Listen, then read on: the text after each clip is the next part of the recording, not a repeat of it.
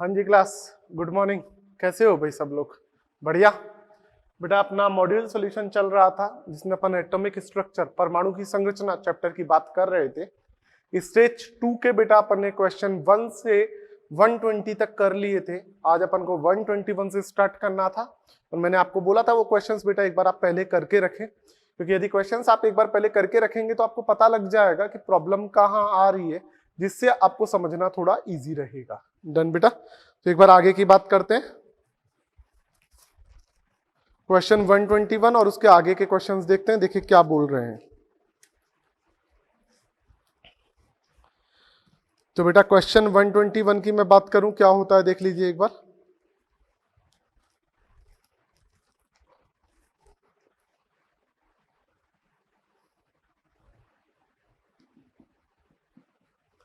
Question 121 बोल रहा है which of the following are isoelectronic, नहीं ये तो 120 था, हो गया था 121।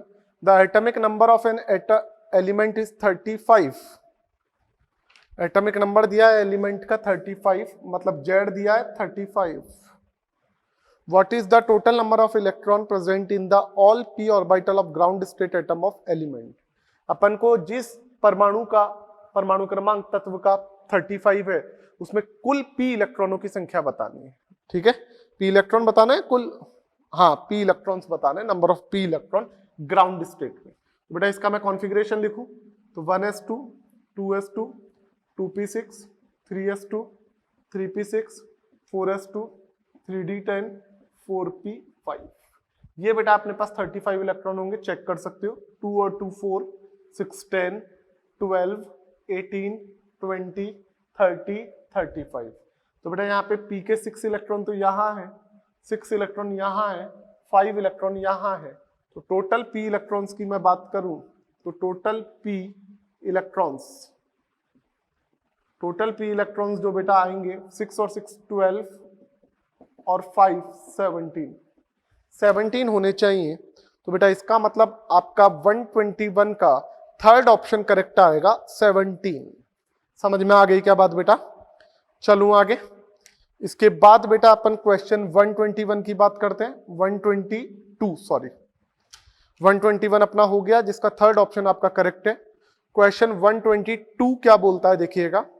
If electron falls from 3 to second state, electron अपना थर्ड से सेकंड स्टेट में आ रहा है, इलेक्ट्रॉन तृतीय से दूसरी कक्षा में आता है, तब एमिटेड एनर्जी कितनी होगी वो बताना है बेटा। बेटा फिर से ये डायग्राम का क्वेश्चन आ गया और आपको बोल रखा है डायग्राम इंपॉर्टेंट है। डायग्राम की अपन बेटा बात करें तो n is equal to 1 2 3 4 up to infinity तक जाएंगे बेटा। यहाँ पे आएगा -13.6 इलेक्ट्रॉन वोल्ट, यहाँ आएगा -3.4 इलेक्ट्रॉन वोल्ट, ये -1.51 इलेक्ट्रॉन वोल्ट, ये -0.85 इलेक्ट्रॉन वोल्ट, ऐसा आता है।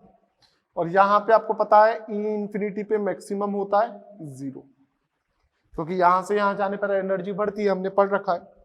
बेटा अपन को बात की है 3 से 2, तो बेटा ये गैप आपको पता होना चाहिए 10.2 का होता है, ये गैप आपको पता होना चाहिए 1.89 इलेक्ट्रॉन वोल्ट का होता है। तो 3 से 2 के लिए जो गैप है वो 1.89 इलेक्ट्रॉन वोल्ट है, जिसे आप लगभग 1.90 इलेक्ट्रॉन वोल्ट भी मान सकते हो। तो क्वेश्चन 122 का आपका ऑप्शन 3 बेटा करेक्ट होना चाहिए, 1.9 इलेक्ट्रॉन वोल्ट। समझ में आती है क्या बात बेटा? इसके बाद इसका मतलब इसका थर्ड ऑप्शन करेक्ट हो जाएगा। इसके बाद आगे बात करते हैं क्वेश्चन नंबर 123 की। क्या बोलता है एक बार देखिएगा। करेक्ट स्टेटमेंट इज, सही कथन पूछा है, करेक्ट स्टेटमेंट पूछा है।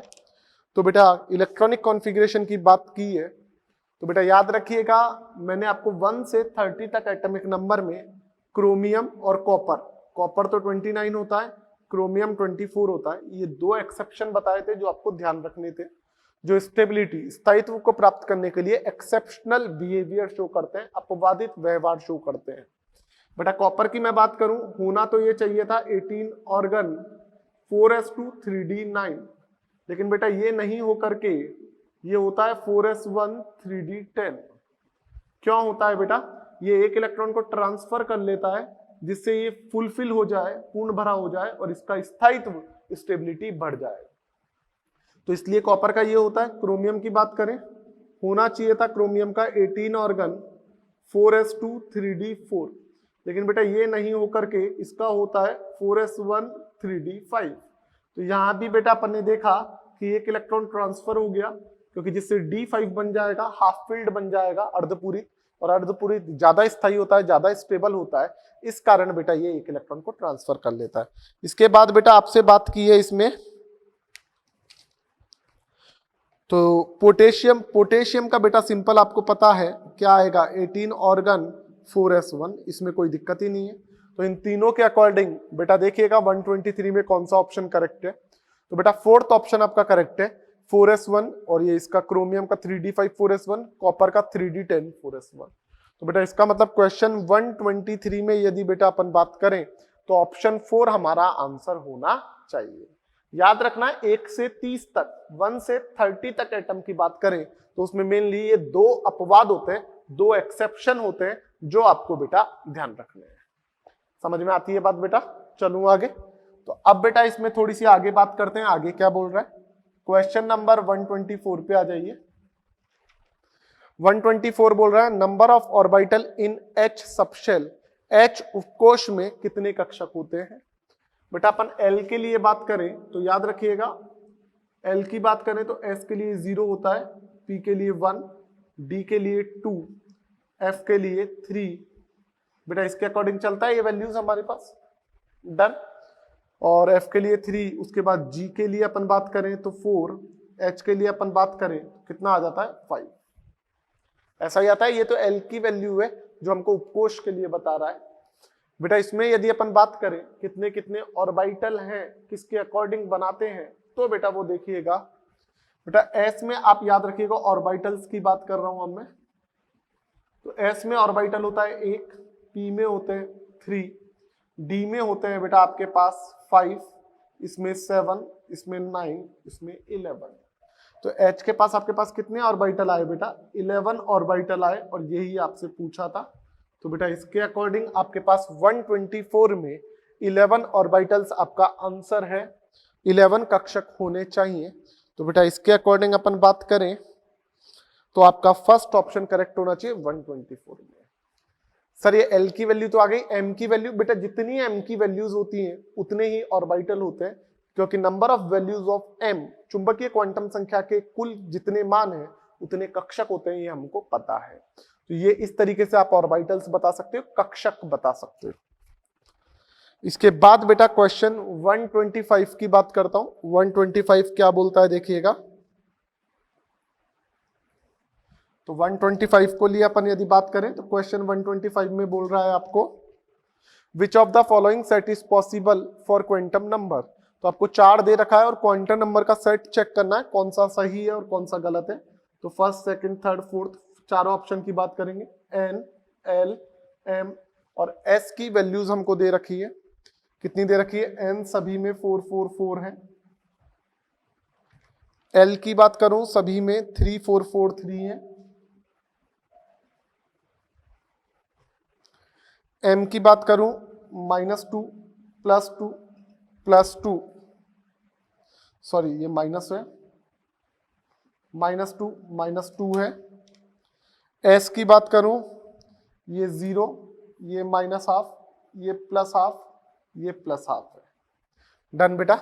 और हमको पूछा है which of the following set is possible for quantum number, सही पूछा है। तो बेटा ये N है, L N से कम होना चाहिए, सही बात है। M उसके अकॉर्डिंग आएगा, -L से +L M की वैल्यू होती है, बट S 0 नहीं हो सकता है, तो इसलिए बेटा फर्स्ट ऑप्शन रॉन्ग है। S हमेशा आपका या तो +12 आएगा या -12 आएगा, कभी भी 0 नहीं हो सकता। ये चीज बेटा आपको इसमें पता होनी चाहिए। बेटा आगे की यदि अपन बात करें, ये 4 है, N और L बेटा इक्वल कभी नहीं हो सकता, ये आपको पता होना चाहिए, गलत है, तो इसलिए ये ऑप्शन भी गलत है। यहां भी N और L इक्वल आ गया, ये गलत बात है, तो ये भी गलत है।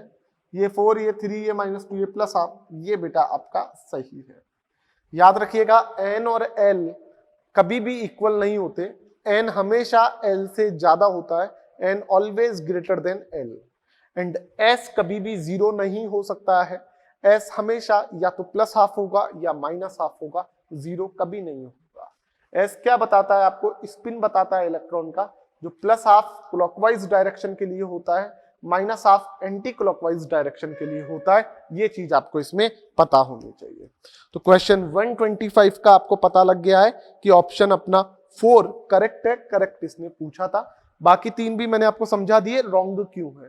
तो बेटा ये भी आपको पता होना चाहिए रॉन्ग क्यों है, जिससे आपका कॉन्सेप्ट और समझ में आएगा एक्चुअली में ये गलत क्यों हुआ।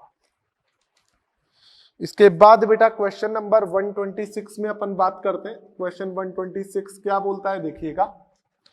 126 बोल रहा है the maximum number of electron in p orbital with n is equal to 5, m is equal to 1। बेटा n इज इक्वल टू 5 है और m इज इक्वल टू 1 है। p ऑर्बिटल की बात कर रहा है, तो बेटा p ऑर्बिटल की बात करूं इसका मतलब ये 5p की बात कर रहा है। 5p में गया मैं बेटा, तो 3 ऑर्बिटल होते हैं आपको पता है। एक बेटा px होगा, एक pz होगा, एक py होगा।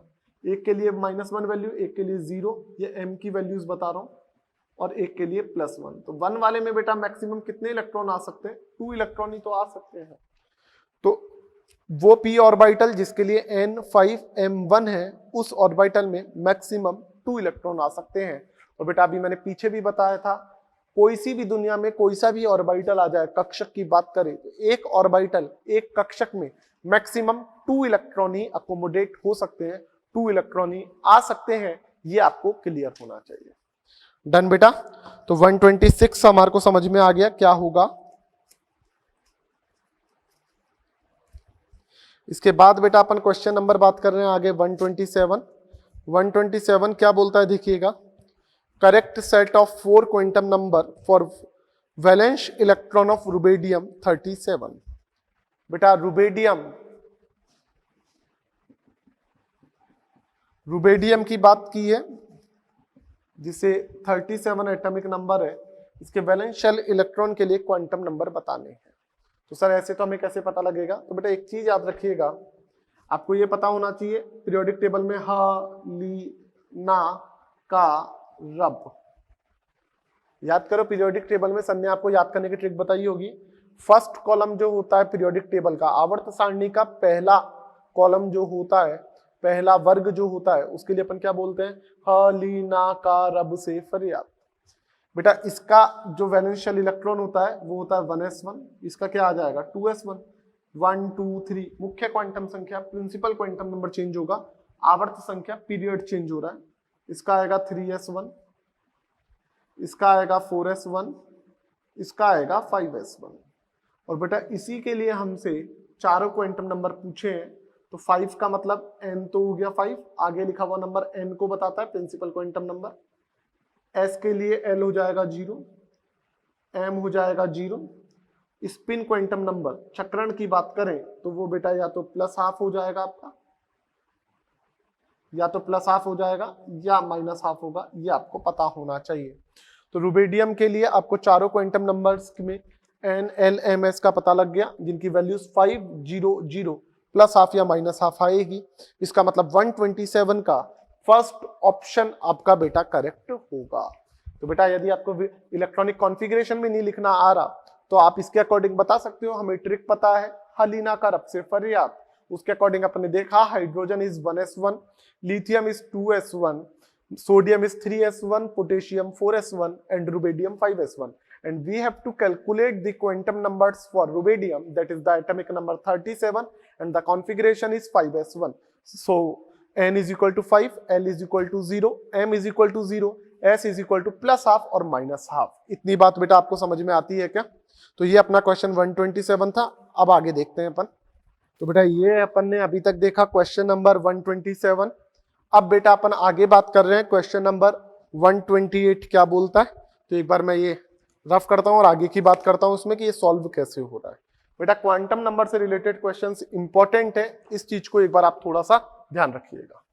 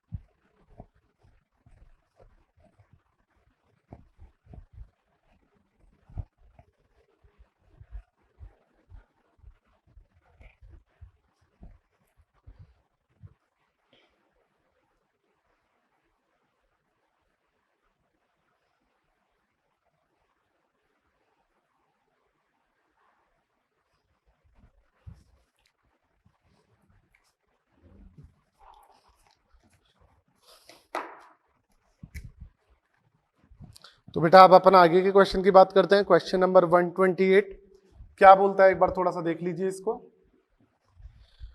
128 बोलता है a 200 gram golf ball is moving with speed of 5 metre per hour, the associated wavelength is approximate.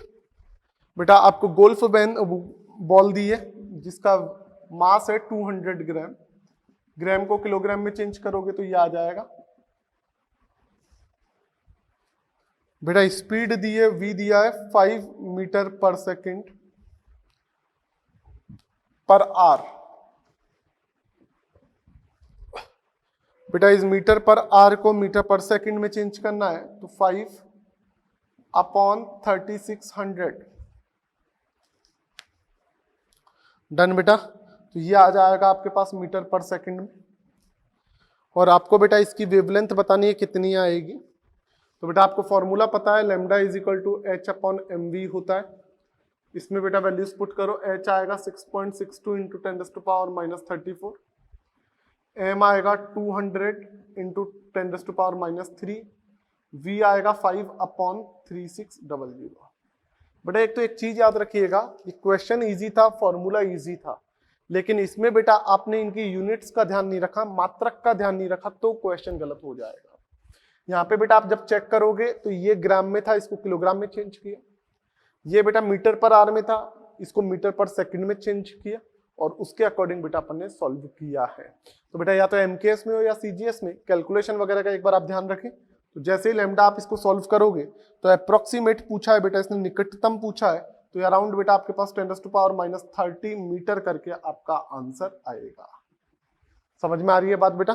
तो क्वेश्चन 128 का ध्यान रखिएगा, ऑप्शन 3 करेक्ट है, अराउंड 10⁻³ मीटर करके आपका आंसर आएगा। अप्रोक्सीमेट बात कर रहा हूं, एग्जैक्ट बात नहीं कर रहा हूं। एक बार इस चीज का कैलकुलेशन करते टाइम आप स्पेशली ध्यान रखिएगा। इसके बाद बेटा क्वेश्चन नंबर 129 की बात करता हूं, क्या बोलता है देखिएगा। 129 बोल रहा है orbital angular momentum of electron in 2s orbital. Orbital angular momentum कक्षक कोणीय संवेग का बेटा फॉर्मूला होता है रूट में L into L+1 h/2π। Done बेटा। तो यहाँ इसके अकॉर्डिंग बेटा अपन बात करें तो S के लिए याद रखिएगा L की वैल्यू जो होती है वो 0 होती है, तो इसका मतलब बेटा म्यू L S ऑर्बिटल के लिए कितना आ जाएगा 0, क्योंकि 0 इंटू कुछ भी करोगे 0। तो S उपकोश S सबशेल के लिए याद रखना L की वैल्यू 0 होती है, तो ऑर्बिटल एंगुलर मोमेंटम कक्षकीय कोणीय संवेग 0 आएगा। इस चीज का आप ध्यान रखिएगा। समझ में आ गई बात बेटा? उसके बाद बेटा क्वेश्चन नंबर 130 की बात कर रहा हूं। 130 क्या बोलता है देखिएगा, 2 electron can have the same value of quantum number. 2 electron की कितनी क्वांटम नंबर सेम हो सकती हैं? तो बेटा याद रखना, पाउली ने बोला था 2 इलेक्ट्रॉन के लिए 3 क्वांटम नंबर सेम हो सकती है, N L M। 2 इलेक्ट्रॉन के लिए 3 क्वांटम नंबर सेम हो सकती है, बट S कभी भी सेम नहीं होगी, क्योंकि एक ऑर्बिटल में जो S होती है दोनों इलेक्ट्रॉन के लिए अलग अलग होता है, क्योंकि एक इलेक्ट्रॉन प्लस हाफ है तो एक माइनस हाफ, क्योंकि एक ऑर्बिटल में एक कक्षक में दोनों इलेक्ट्रॉन अपोजिट चक्रण के होते हैं, अपोजिट स्पिन के होते हैं, विपरीत चक्रण के होते हैं, सेम नहीं हो सकते, दोनों एक डायरेक्शन में नहीं हो सकते, क्योंकि पाउली के रूल से हमें पता है एक ऑर्बिटल में इलेक्ट्रॉन ऐसे नहीं हो सकते, ऐसे नहीं हो सकते। करेक्ट एक्सप्रेशन क्या है, एक ऊपर है तो एक नीचे होगा। ये बेटा करेक्ट एक्सप्रेशन होता है, किसके लिए होता है ये, जब अपन क्वांटम नंबर्स में पाउली रूल की बात करते हैं। तो 2 इलेक्ट्रॉन के लिए N L M quantum number same हो सकती है, बट S कभी भी सेम नहीं होगी, ये आपको बेटा पता होना चाहिए। समझ में आती है बात बेटा? तो अपना बेटा ये क्वेश्चन 130 था, जिसका थर्ड ऑप्शन करेक्ट है। 3 quantum numbers will be same for 2 electrons can have same but not 4 quantum number, that is spin quantum number. Question 131 की बात करूं, 131 क्या बोलता है देखिएगा, the maximum number of 2p electrons having spin quantum number s is equal to -12 r। बेटा 2p में अपन बात करें तो बेटा 2p में 3 ऑर्बिटल होते हैं, ऑर्बिटल का मतलब कक्षक, 3 कक्षक होते हैं, इनमें बेटा 6 इलेक्ट्रॉन फिल किए जाते हैं ऐसे। बेटा इनमें से जो 3 इलेक्ट्रॉन है इनके लिए तो बेटा s होता है प्लस हाफ, और बाकी रिमेनिंग जो 3 बच गए उनके लिए बेटा s होता है माइनस हाफ। तो बेटा प्लस हाफ वाले भी s के लिए अपन बात करें, इसमें 2 वैल्यू आई, एक तो प्लस हाफ एक माइनस हाफ। प्लस हाफ वाले कितने इलेक्ट्रॉन मिले इनमें? 3 इलेक्ट्रॉन। माइनस हाफ वाले कितने इलेक्ट्रॉन मिले? 3 इलेक्ट्रॉन। तो बेटा टोटल p में 6 इलेक्ट्रॉन आ सकते हैं 3 ऑर्बिटल में, जिनमें 3 प्लस हाफ वाले होंगे, 3 माइनस हाफ वाले होंगे। ये आपको बेटा बात ध्यान रखनी होगी। तो 131 का बेटा आपका ऑप्शन 4 करेक्ट होना चाहिए। तो बेटा 2p electron s minus half वाले 3 हो सकते हैं, तो ये आएगा आंसर आपका।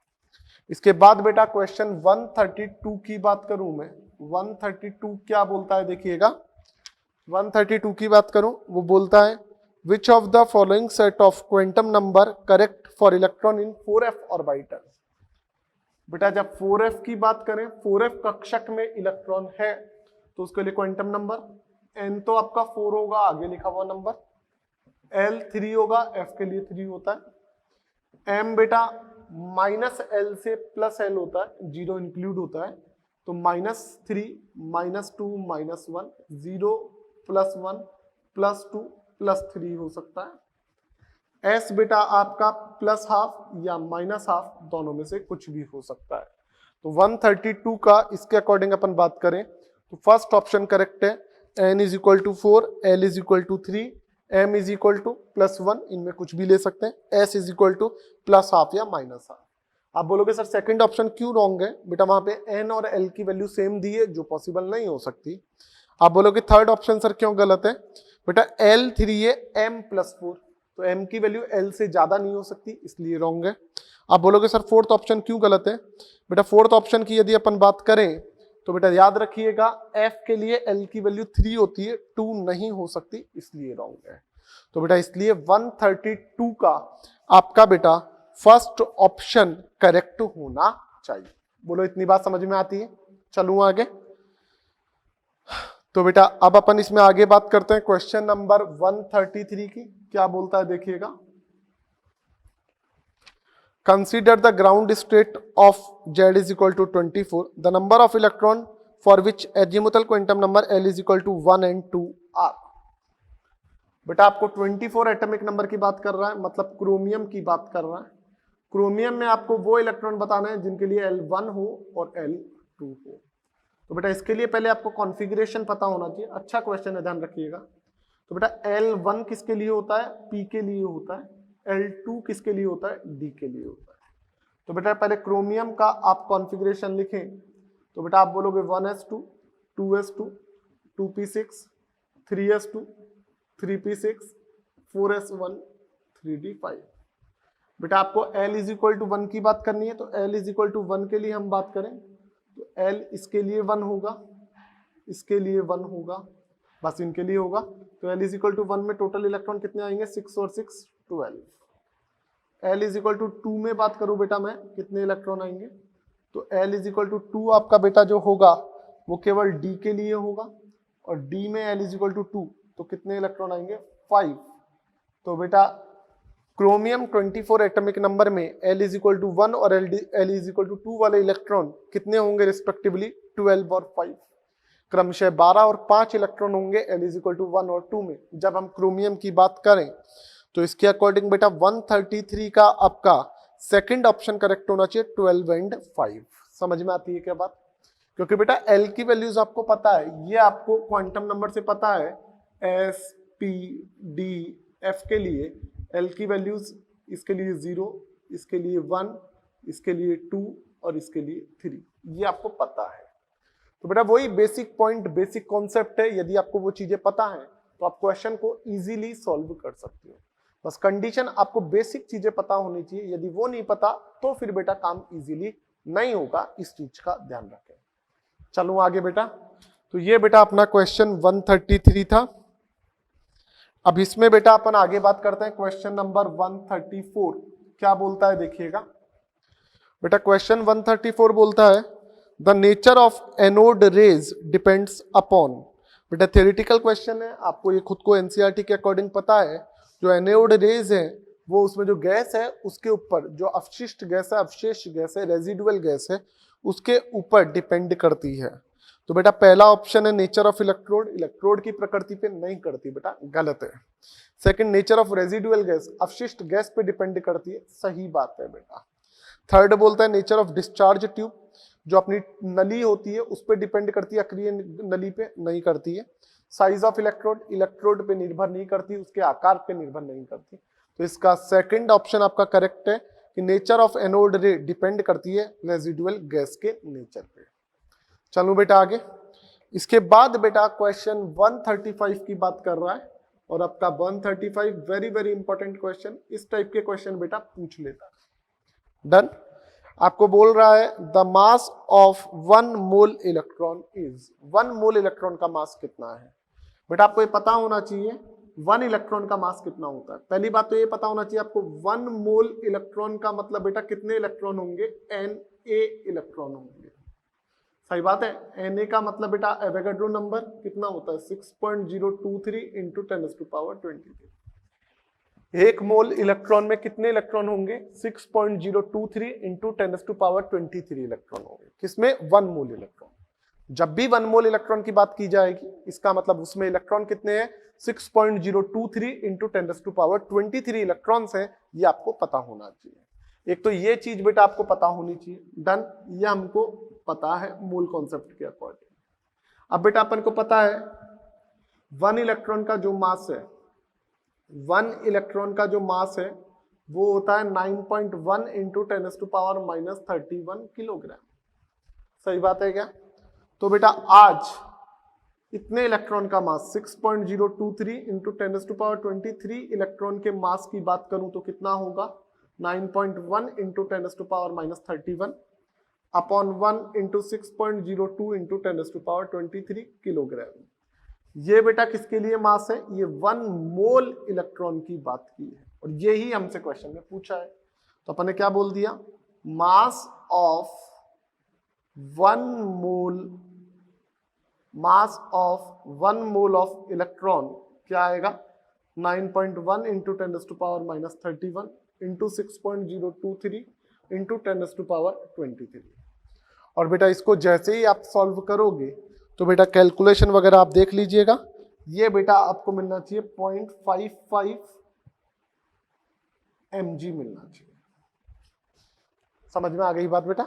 मिलीग्राम का मतलब 10⁻³ ग्राम होता है। इस चीज का आप थोड़ा सा ध्यान रखिएगा। बोलिए समझ में आती है क्या बात। तो बेटा ये हमारा 135 क्वेश्चन था, जिसमें 1 मोल इलेक्ट्रॉन के लिए पूछा था मास। 1 मोल इलेक्ट्रॉन का मतलब 6.23023 इंटू 10⁻23 होता है, ये आपको पता होना चाहिए। और ये Na का मतलब एवोगाड्रो नंबर है, ये आपको बेटा बात पता है। बेटा हमने मोल में पढ़ा था, एवोगाड्रो नंबर हर किसी चीज को, हर किसी सब्सटेंस की क्वांटिटी को बताता है।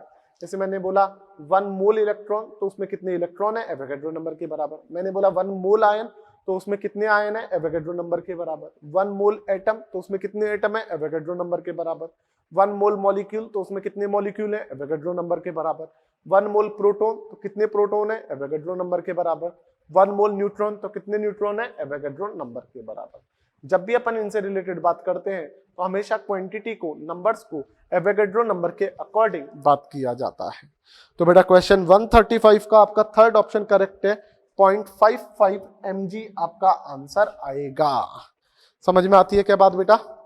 चलो आगे। तो एक बार इतना रफ करते हैं, आगे की बात करते हैं।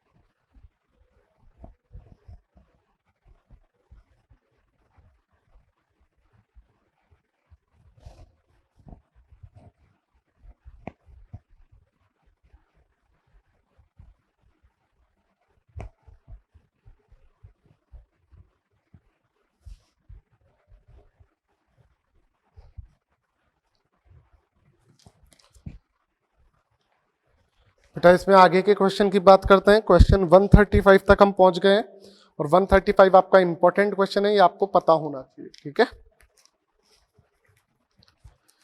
क्वेश्चन 136 की बात कर रहा हूं। What is the ratio of positron to mass of proton. बेटा आपको एक तो पता होना चाहिए इलेक्ट्रॉन और प्रोटॉन के मास, इलेक्ट्रॉन और पॉजिट्रॉन के मास की बात करें तो वो सेम होता है। मास ऑफ इलेक्ट्रॉन और मास ऑफ पॉजिट्रॉन सेम होता है, बस फर्क ये होता है इलेक्ट्रॉन नेगेटिव होता है, पॉजिट्रॉन पॉजिटिव। उससे फर्क क्या आएगा, चार्ज में फर्क आएगा, आवेश में फर्क आएगा, द्रव्यमान में फर्क नहीं आएगा। इलेक्ट्रॉन और पॉजिट्रॉन का द्रव्यमान समान होगा, इस चीज का आपको पता होना चाहिए। डन बेटा। तो अब बेटा इसमें मैं बात कर लूं थोड़ा सा, इसने पूछा क्या है, रेशियो किस किस का पूछा है, पॉजिट्रॉन और प्रोटॉन का। तो ये बोल रहा है पॉजिट्रॉन और प्रोटॉन का जो मास का रेशियो है वो कितना होगा। बेटा इसका मास इलेक्ट्रॉन के बराबर है, तो ये आ जाएगा आपके पास, कितना आ जाएगा 1/1837, और प्रोटॉन का कितना आएगा 1। तो जैसे ही सॉल्व करोगे तो 1/1837 आएगा। ये आपका बेटा क्या आएगा, आंसर आएगा। समझ में आती है क्या बात। तो 136 का बेटा आपका थर्ड ऑप्शन करेक्ट होना चाहिए, 1/1837। समझ में आ रही है बात बेटा। इसके बाद अपन बात करते हैं क्वेश्चन नंबर 137 की। 137 क्या होता है देखिएगा। The nucleus of an element contain 9 proton, it's valency would be. यदि बेटा प्रोटॉन 9 है तो वैलेंसी कितनी होगी बेटा, जनरली 2, 8 ऐसे करके ही तो बताते हैं। और वैसे भी 9 का मतलब आपको पता लग गया किसकी बात कर रहे हैं अपन, फ्लोरीन की बात कर रहे हैं। इस पे वैलेंसी बेटा -1 लिखा रहता है, इसका मतलब वैलेंसी कितनी आ जाएगी बेटा, 1 आ जाएगी। तो 137 का बेटा आपका फर्स्ट ऑप्शन करेक्ट होना चाहिए। बोलो इतनी बात क्लियर है क्या। तो ये बेटा अपना 137 क्वेश्चन था, जिसका अपन को पता लग गया वैलेंसी कितनी आएगी बेटा, 1 आएगी। इसके बाद अपन बात कर रहे हैं बेटा क्वेश्चन नंबर 138। 138 क्या बोलता है देखिएगा। The compound in which cation is iso electronic with anion. बेटा कैटायन का मतलब होता है प्लस चार्ज, एनायन का मतलब होता है माइनस चार्ज। तो बेटा इसमें यदि अपन चेक करें तो किसमें बेटा आइसो इलेक्ट्रॉनिक है कैटायन और एनायन, चारों ऑप्शन चेक करने पड़ेंगे। तो चारों ऑप्शन की बेटा मैं बात करूं, पहला दिया है आपको NaCl, दूसरा दिया है आपको CSF, तीसरा दिया है आपको NaI, फोर्थ दिया है आपको K2S। तो बेटा इनके कैटायन एनायन ये सारे ऑप्शन तो रॉन्ग है, ये करेक्ट है। कैसे करेक्ट है मैं इसको सॉल्व करवा रहा हूं, देखिएगा। K2S को बेटा जब आप ब्रेक करोगे तो K पे तो आएगा प्लस और S पे आएगा -2। बेटा K पे प्लस, K का आपको पता है 19 इसका परमाणु क्रमांक होता है, एटॉमिक नंबर। उसमें से एक दे दिया तो इसके पास कितने इलेक्ट्रॉन आएंगे, 18।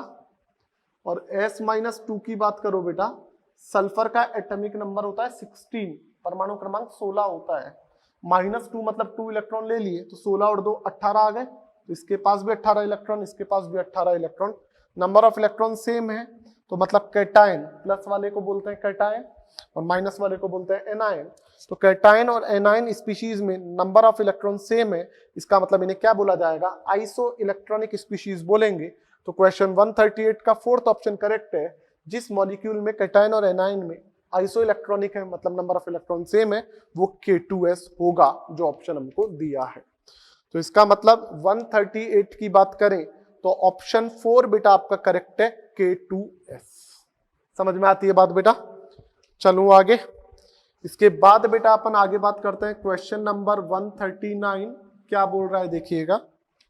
Which among the following species have the same number of electron in its outermost shell as well as penultimate shell? बेटा याद रखिएगा, एक चीज इंपॉर्टेंट बता रहा हूं, आउटर मोस्ट शेल बोलूं या अल्टीमेट शेल बोलूं,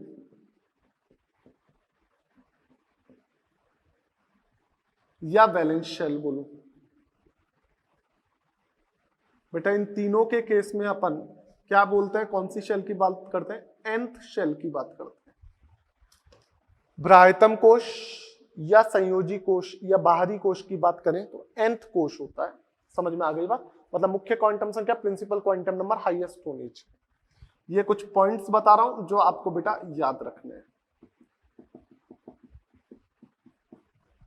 बेटा फिर अपन बात करते हैं पेनल्टीमेट शेल। बेटा ये आपका होता है n-1th शेल, उपांत्य कोश, इसे क्या बोलते हैं? उपांत्य कोश, पेनल्टीमेट शेल, हिंदी में बात कर रहा हूं तो होगा n-1th शेल। ऐसे ही बेटा अपन बात करें प्री पेनल्टीमेट शेल, वो अभी आया नहीं है लेकिन उसका भी देख लेना, छोड़ो ये इतना ही देख लो, अभी नहीं है तो बेटा ये दो चीजें आपको पता होनी चाहिए, इंपॉर्टेंट है, ये कई बार इससे रिलेटेड क्वेश्चन आपसे पूछ लेता है। अब क्वेश्चन 139 की बात करते हैं। Which among the following species have the same number of electron in its outermost shell, मतलब nth shell में, as well as penultimate shell मतलब n-1 shell में।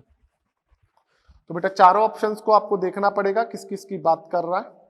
बेटा पहला बोल रहा है Mg+2, इसका एटॉमिक नंबर होता है 12। फिर बोल रहा है O-2, इसका एटॉमिक नंबर होता है 8। फिर बोल रहा है F-, इसका एटॉमिक नंबर होता है 9। फिर बोल रहा है Ca+2, इसका एटॉमिक नंबर होता है 20। बेटा Mg+2 को बोल सकते हैं 1s2, 2s2, 2p6, 3s2। इसको बोल सकते हैं 1s2, 2s2, 2p4। इसको बोल सकते हैं 1s2, 2s2, 2p5। इसको बोल सकते हैं 1s2, 2s2, 2p6, 3s2, 3p6, 4s2। तो देखिए 2, 2, 4, 6, 10, 2, 12, 6, 18, 2, 20, ये हो गया बेटा इनका इलेक्ट्रॉनिक कॉन्फ़िगरेशन। बेटा इसमें हाईएस्ट नंबर क्या है वो देख लो। अब अपन इलेक्ट्रॉन्स देख लेंगे nth शेल में कितने हैं और n-1th शेल में इलेक्ट्रॉन कितने हैं, इलेक्ट्रॉन्स की बात कर रहा हूं। तो बेटा इसमें हाईएस्ट n कितना है? बेटा ये तो हो गया आपका n, ये हो गया n-1, ये हो गया n-2। तो nth शेल में कितने इलेक्ट्रॉन है? 2 इलेक्ट्रॉन। n-1 शेल में 2 और 6, 8 इलेक्ट्रॉन। nth बोलते हैं आउटर मोस्ट को और n-1 बोलते हैं पेनल्टीमेट को, ये आपको मैं बता चुका हूं। बेटा इधर बात करें, ये आपका होगा n, ये आपका होगा n-1। तो n में तो आएगा 4 और 2, 6 इलेक्ट्रॉन। n-1 में आएंगे 2 इलेक्ट्रॉन। फिर बेटा इस पे आ जाओ, ये होगा आपका n, ये होगा n-1। बेटा थोड़ा सा ध्यान रखें, एक गलती कर दी, +2 है मतलब 2 इलेक्ट्रॉन दे दिए इसने, 2 इलेक्ट्रॉन दे दिए तो बेटा ये 0 हो गया, हट गया। तो ये n, ये n-1, सॉरी थोड़ा ध्यान रखें, चार्ज देखा नहीं अपन ने। +2 का मतलब ये तो हट ही गया है, अब ये हट गया तो इसको हटा दो। तो बेटा आज n ये है, n-1 ये है, तो n में होगा 6 और 2, 8 इलेक्ट्रॉन। n-1 में हो गए 2। O-2 तो बेटा इधर 6 इलेक्ट्रॉन आ गए। तो ये n हो गया 6 और 2, 8 इलेक्ट्रॉन। ये n-1 हो गया 2 इलेक्ट्रॉन। F- तो इधर भी ये हो गया, वही होंगे 6 और 2, 8 इलेक्ट्रॉन और 2 इलेक्ट्रॉन। बेटा +2 तो मतलब ये 2 इलेक्ट्रॉन डोनेट कर दिए, +2 हट गया। तो बेटा ये तो हो जाएगा n, ये हो जाएगा n-1, ये हो जाएगा n-2। अपन को बात करनी है n और n-1। n में 2 और 6, 8 इलेक्ट्रॉन। n-1 में 2 और 6, 8 इलेक्ट्रॉन। तो बेटा यहां से आपको ये पता लग गया कि 4th ऑप्शन अपना करेक्ट है, उसमें अल्टीमेट और प्री पेनल्टीमेट शेल में नंबर ऑफ इलेक्ट्रॉन सेम है, बाकी ये 3 ऑप्शन रॉन्ग है। बेटा जल्दी जल्दी में आप भी ये गलती ना करें, जो चार्ज है उसके अकॉर्डिंग वैल्यूज देखें। प्लस का मतलब होता है देना और माइनस का मतलब होता है लेना, ये चीज बेटा आपको क्लियर पता होनी चाहिए क्योंकि इससे रिलेटेड क्वेश्चन इसने अपन को बात की है। इसके बाद बेटा क्वेश्चन में बात कर रहा हूं 140, 139 आपको समझ में आ गया होगा। 139 का बेटा आपका ऑप्शन 4th करेक्ट है, Ca+2 जो अपना आया है। तो ये चीज आपको पता होनी चाहिए। Outermost shell, ultimate valence shell का मतलब nth शेल, पेनल्टीमेट शेल का मतलब n-1th शेल की अपन बात बेटा करते हैं। क्वेश्चन 140 क्या बोलता है देखिएगा, एक क्रिकेट बॉल ऑफ 0.5 किलोग्राम, मास दे दिया आपको 0.5 किलोग्राम, ये मास दिया है आपको। वेलोसिटी दे दी आपको 100 मीटर पर सेकंड और आपको बोला है इससे रिलेटेड वेवलेंथ क्या होगी। आपको बोला है क्रिकेट बॉल 0.5 किलोग्राम से गतिमान द्रव्यमान की है जो 100 मीटर प्रति सेकंड से गतिमान है। तो इसके लिए बेटा आपको लैम्डा बतानी है कितनी होगी, ठीक है। तो बेटा लैम्डा का फॉर्मूला हमको डी ब्रोगली से पता है, lambda is equal to h/mv। H आएगा 6.62 इंटू 10⁻⁻34, M आएगा 0.45, V आएगा 100। बेटा इसको आप जैसे ही सॉल्व करोगे तो कैलकुलेशन वगैरह एक बार आप देख लेना, इसमें टाइम वेस्ट नहीं करेंगे। तो 1.32 इंटू 10⁻⁻35 मीटर, ये आपका बेटा आंसर आना चाहिए। समझ में आ गई बात बेटा? तो क्वेश्चन 140 का आपका थर्ड ऑप्शन करेक्ट होगा। जब हमको m और v दिया है तो फॉर्मूला लगेगा lambda is equal to H upon M V. इसमें जैसे ही आप वैल्यूज पुट करोगे तो बेटा आपका आंसर आ जाएगा। डन? तो एक बार ये देखो, फिर अपन आगे बात करते हैं अभी इसमें।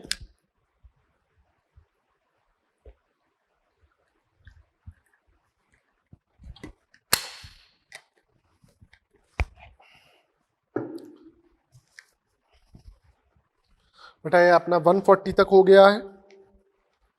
140 के बाद बेटा अपन आगे की बात करते हैं। क्वेश्चन नंबर 141 क्या बोल रहा है, एक बार थोड़ा सा देखिएगा।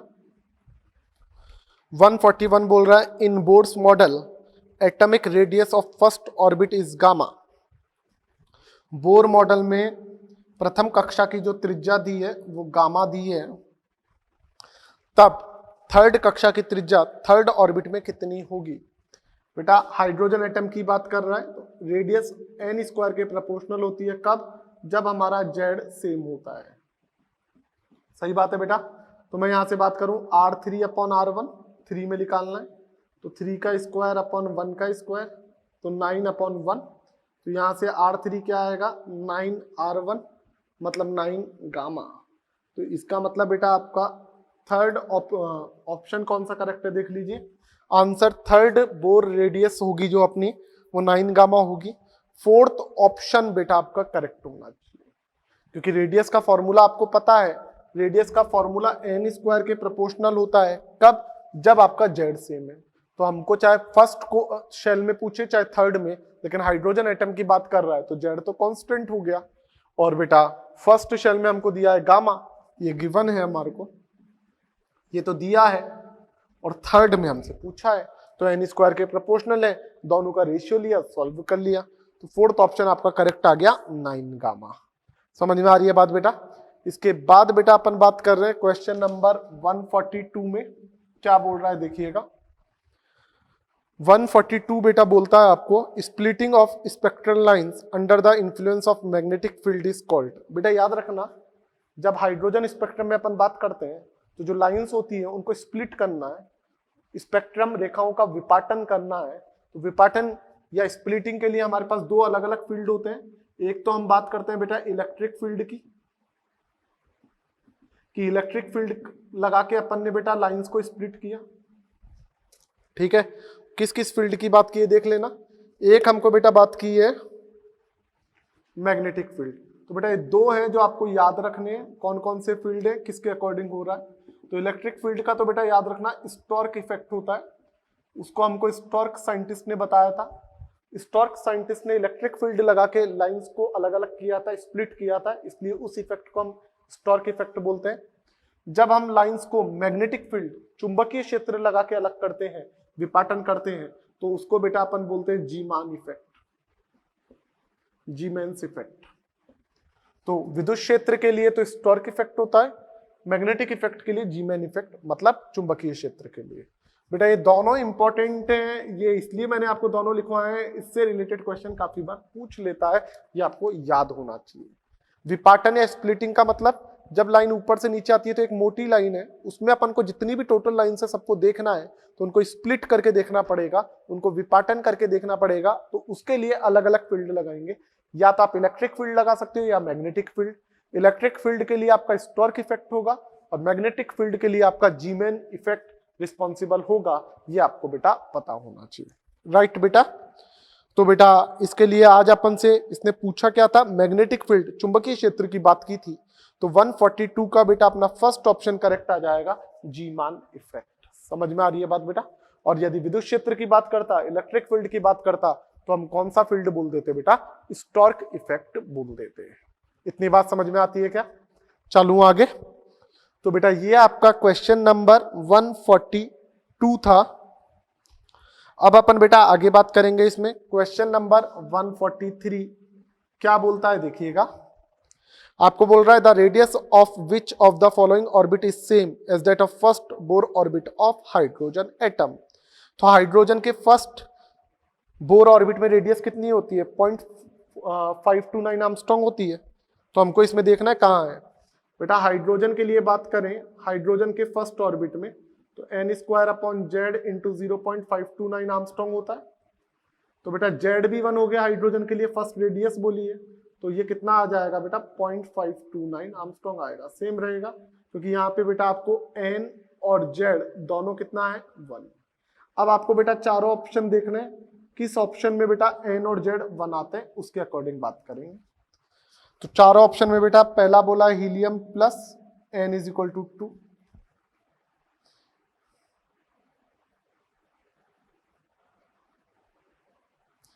दूसरा बोला है आपको lithium plus 2 n is equal to 2, तीसरा बोला है आपको lithium plus 2 n is equal to 3, fourth बोला है आपको b plus 3 n is equal to 2। तो बेटा n² अपॉन z करें, ये मिलना चाहिए। तो बेटा सब में अपन n² अपॉन z करके देखें कि n² अपॉन z कितना आ रहा है। तो इधर आएगा 2 का स्क्वायर और हीलियम का एटॉमिक नंबर 2, तो इधर बेटा 1 नहीं आ रहा, इधर कितना आएगा? 4/2 2 आएगा, तो ये नहीं होगा। इधर आएगा आपके पास 2² अपॉन 3, तो बेटा 4/3, ये भी नहीं होगा। इधर देखें बेटा अपने पास आएगा n² 3² अपॉन 3, तो यहाँ भी नहीं होगा बेटा, गलत है। यहाँ देखें hydrogen helium lithium beryllium atomic number 4 है, तो आएगा 2² अपॉन 4, ये 1 आ जाएगा। 1 आ गया और हमें 1 वाला ही चाहिए था जिससे हाइड्रोजन एटम के फर्स्ट शेल में रेडियस के इक्वल मिले। तो फोर्थ ऑप्शन बेटा आपका करेक्ट होगा। देख लीजिएगा क्या बोल रहा है। तो 143 में हमारा फोर्थ ऑप्शन करेक्ट है। समझ में आई बात बेटा? तो क्या पूछा है उसके अकॉर्डिंग बेटा आपको बात करनी है, उसके अकॉर्डिंग आपको इसका डेटा डील करना है। समझ में आ रही है बात बेटा? तो अपने ये बेटा क्वेश्चन 143 तक हो गए। एक बार इसको रफ करते हैं और आगे की बात करते हैं।